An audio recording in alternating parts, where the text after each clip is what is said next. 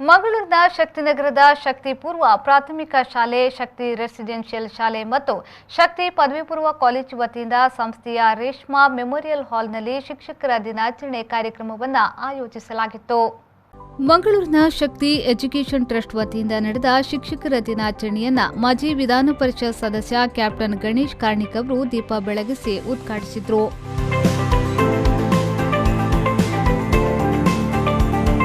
ಶಿಕ್ಷಕರ ದಿನಾಚರಣೆಯ ನಿಮಿತ್ತ ಪ್ರತಿ ವರ್ಷದಂತೆ ಈ ವರ್ಷವೂ ಶಿಕ್ಷಣ ಕ್ಷೇತ್ರದಲ್ಲಿ ಸಾಧನೆ ಮಾಡಿ ನಿವೃತ್ತರಾಗಿ ನಿವೃತ್ತಿಯ ನಂತರವೂ ಸಮಾಜ ಸೇವೆ ಮಾಡುತ್ತಿರುವ ನಿವೃತ್ತ ಶಿಕ್ಷಕರನ್ನ ಗುರುತಿಸಿ ಸನ್ಮಾನ ಮಾಡುವ ಕಾರ್ಯಕ್ರಮವನ್ನು ಶಕ್ತಿ ಶಿಕ್ಷಣ ಸಂಸ್ಥೆಯಲ್ಲಿ ಆಯೋಜಿಸಲಾಗಿತ್ತು.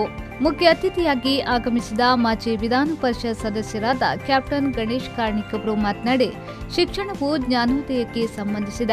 ನಿಮ್ಮೊಳಗೆ ಬೆಳಕು ಇದ್ದಾಗ ಕತ್ತಲೆ ಇರುವುದಿಲ್ಲ. ಒಳ್ಳೆಯ ವಿಚಾರವನ್ನ ಮತ್ತು ಒಳ್ಳೆಯ ವಿಷಯಗಳನ್ನ ಆಯ್ಕೆ ಮಾಡಲು ನಮ್ಮ ಮನಸ್ಸಿಗೆ ತರಬೇತಿ ನೀಡಬೇಕೆಂದು ಹೇಳಿದರು.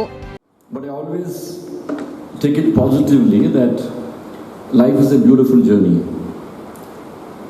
Yes or no? And it takes you to beautiful destinations in life. Yes?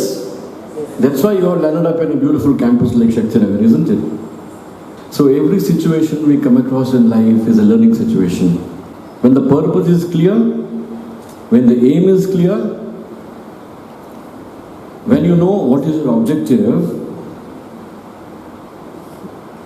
the journey becomes beautiful because you know where you want to go.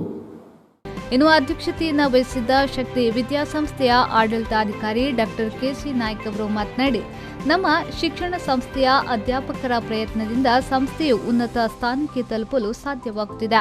ವಿದ್ಯಾರ್ಥಿಗಳು ಶಿಕ್ಷಣದ ಜೊತೆಯಲ್ಲಿ ಸಂಸ್ಕಾರವನ್ನ ಪಡೆಯುವುದಕ್ಕೋಸ್ಕರ ಸಂಸ್ಥೆ ಶ್ರಮ ಪಡುತ್ತಿದೆ ಎಂದು ಹೇಳಿದರು. ಇದೇ ವೇಳೆ ಶಕ್ತಿ ಶಿಕ್ಷಣ ಸಂಸ್ಥೆಯ ಎಲ್ಲಾ ಬೋಧಕ ಬೋಧಕೇತರ ಸಿಬ್ಬಂದಿಗಳನ್ನು ಆಡಳಿತ ಮಂಡಳಿಯಿಂದ ಗುರುತಿಸಿ ಗೌರವಿಸಲಾಯಿತು. ಈ ಸಂದರ್ಭದಲ್ಲಿ ವೇದಿಕೆಯಲ್ಲಿ ಶಕ್ತಿ ವಿದ್ಯಾಸಂಸ್ಥೆಯ ಪ್ರಧಾನ ಸಲಹೆಗಾರ ರಮೇಶ್ ಕೆ, ಅಭಿವೃದ್ಧಿ ಅಧಿಕಾರಿ ಪ್ರಖ್ಯಾತ್ ರೈ, ಶಕ್ತಿ ಪದವಿ ಪೂರ್ವ ಕಾಲೇಜಿನ ಪ್ರಾಂಶುಪಾಲರಾದ ಪ್ರೊಫೆಸರ್ ಟಿ ರಾಜಾರಾಮ್ ರಾವ್, ಶಕ್ತಿ ರೆಸಿಡೆನ್ಷಿಯಲ್ ಶಾಲೆಯ ಪ್ರಾಂಶುಪಾಲೆ ವಿದ್ಯಾ ಕಾಮಚ್ಚಿ, ಶಕ್ತಿ ಪೂರ್ವ ಪ್ರಾಥಮಿಕ ಶಾಲೆಯ ಸಂಚಾಲಕಿ ನೀಮಾ ಸಕ್ಸೇನಾ ಸೇರಿದಂತೆ ಮತ್ತಿತರರು ಉಪಸ್ಥಿತರಿದ್ದರು. ನಾಗೇಶ್ ಕಾವೂರು, ವಿ4 ನ್ಯೂಸ್, ಮಂಗಳೂರು.